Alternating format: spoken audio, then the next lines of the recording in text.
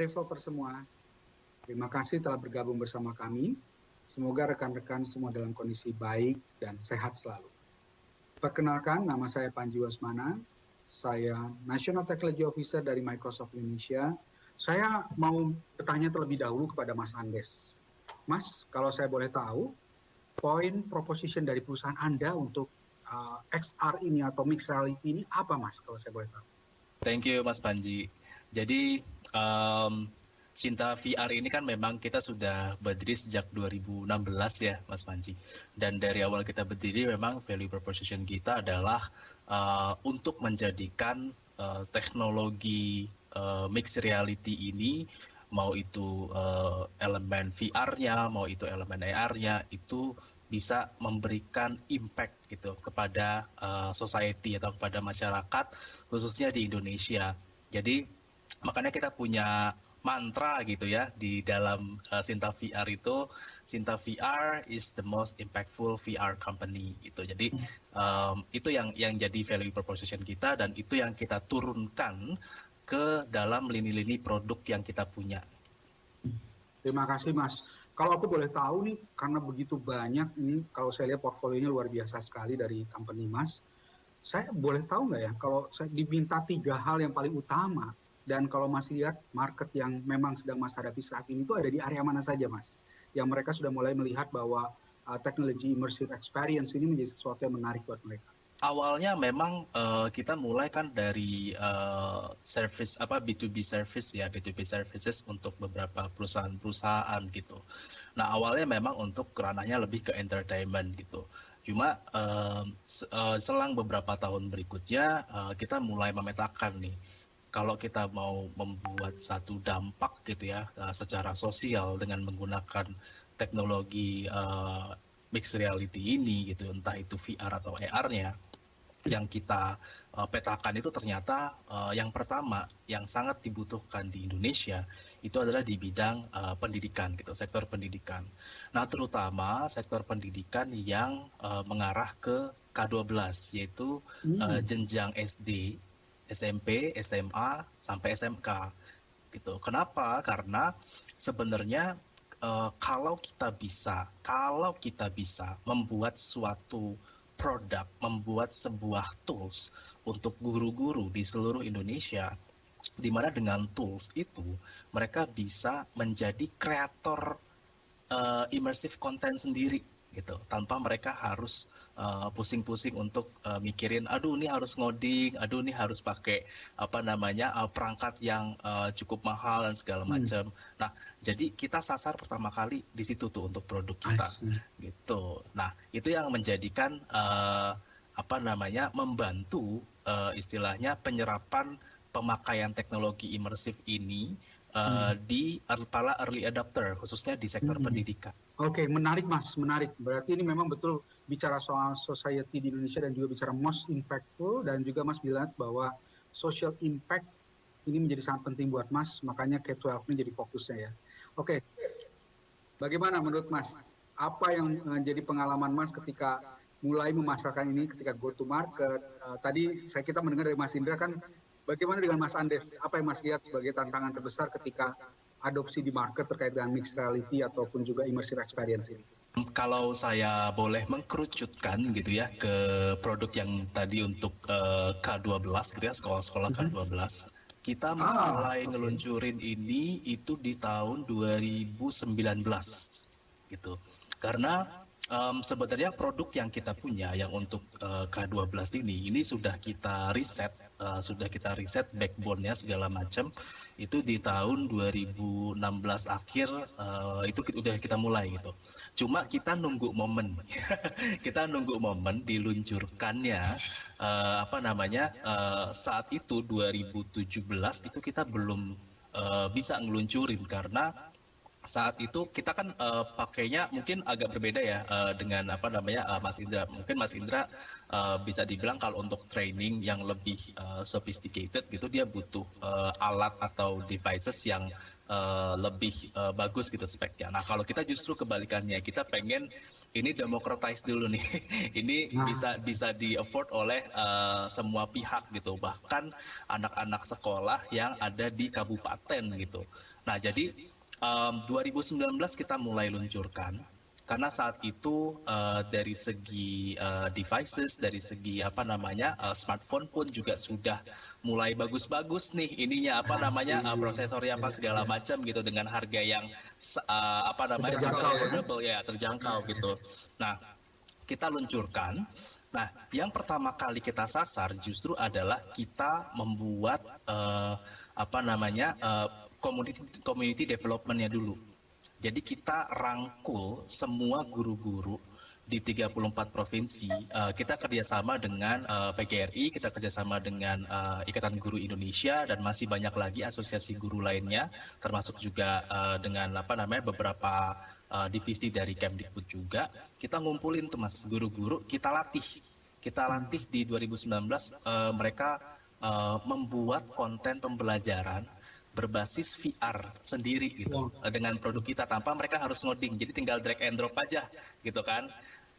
Nah di situ kita mulai banyak latih guru. Nah setelah itu baru 2020 ketika gurunya udah kekumpul, kalau nggak salah yang udah kita certified itu 2020 ada sekitar 1.300 lah, 1.300 guru di 34 provinsi. Baru kita mulai program-program. Nah kita mulai program 2020 itu pas COVID ya.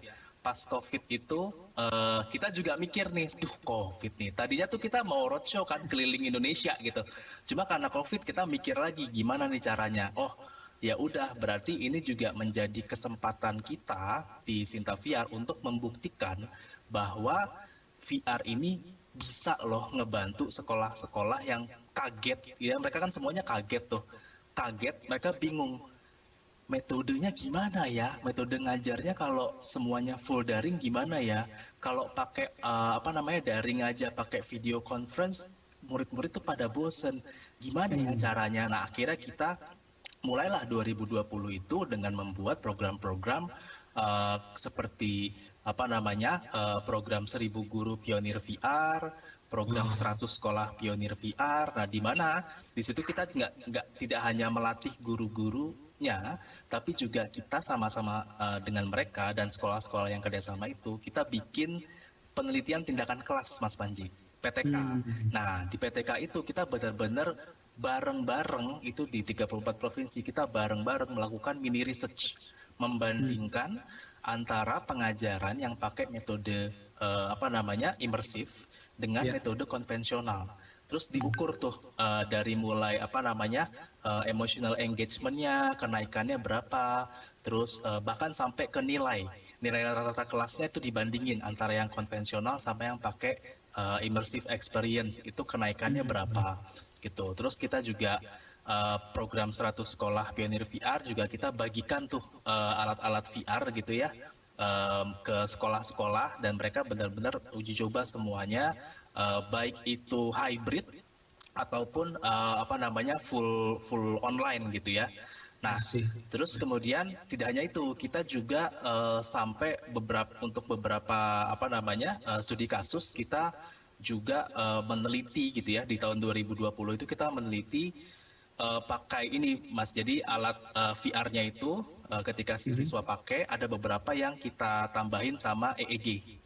Jadi taruh di sini gitu ya untuk ngukur impuls signal otak. Nah, jadi kita tahu ya pas pakai VR, jadi kita tahu tuh tren apa namanya grafik atensi sama grafik meditasinya itu apa namanya apakah ada di atas rata-rata gitu. Nah, ternyata dari sekian banyak data yang kita kumpulkan itu apa ya, alhamdulillahnya gitu ya, itu fit dengan beberapa literatur ilmiah yang pernah kita baca gitu, bahwa ketika anak-anak belajar pakai VR, apalagi yang bikin kontennya itu adalah gurunya yang ngerti sama anak-anak itu gitu. Nah, si anak-anak ini ketika dites si signal brain signalnya, itu attention sama meditation levelnya itu selalu di atas rata-rata. Jadi sama kayak mereka tuh fokus apa ya? Kalau mereka fokus main game itu sama tuh, similar apa namanya signal otaknya gitu, similar. Jadi mereka fokus, tapi at the same time mereka itu relax. Beda sama mereka fokus, tapi at the same time takut. Misalkan takut ditanya gurunya lah, atau takut. Jadi anak-anak perhatikan ya gitu. Pasti kan mereka ini ya, mereka langsung, aduh takut nih gitu. Nah itu mereka fokus tapi takut. Tapi dengan menggunakan si immersive experience ini, kebahagiaan mereka akhirnya jadi tercipta lagi nih Mas Panji. Nah itu pertama Level engagementnya kuat iya, berarti ya Mas. itu pertama yang kita attack tuh, yang kita apa namanya, yang kita kenain dulu targetnya. Nah setelah itu baru kita siapin konteks-konteks pendidikan. Kalau di sekolah kan ada yang namanya RPP ya, rencana pembelajaran. Nah kita ajarin gurunya, Bapak Ibu kalau misalkan mau masukin VR, ini loh dicocokin dengan RPP-nya, nanti metodenya seperti ini. Jadi Bapak Ibu yang biasanya ngejelasin teori dasar itu mungkin 45 menit, Bapak Ibu cukup 7 menit aja pakai immersive experience, nanti abis itu baru interaktif, misalkan pakai FGD, entah pakai apa namanya, inquiry learning atau metode blended learning yang lainnya. Nah itu yang nanti difitkan dengan hasil identifikasi dari si pedagoginya itu sendiri. Jadi yang kita kasih nih Mas, itu tidak hanya teknologi, tapi juga si metode pembelajarannya itu juga kita kawinin gitu, kita kawinkan dengan si teknologi itu.